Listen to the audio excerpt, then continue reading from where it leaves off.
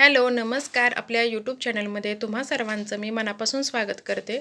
यात्रे दिवशीचा व्हिडिओ आहे आणि आमच्या इथे कालभैरवनाथ आणि जोगेश्वरी मातेचं मंदिर आहे.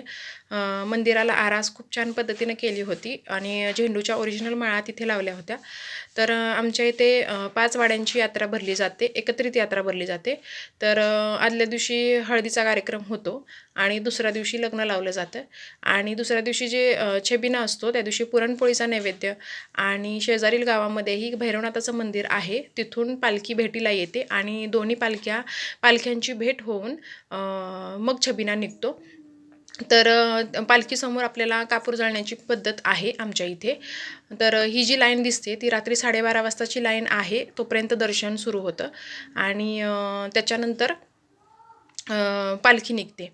तर कसा वाटला व्हिडिओ तुम्हाला तर कमेंटमध्ये सांगा आणि व्हिडिओ आवडत असतील तर चॅनलला सबस्क्राईब करा. धन्यवाद.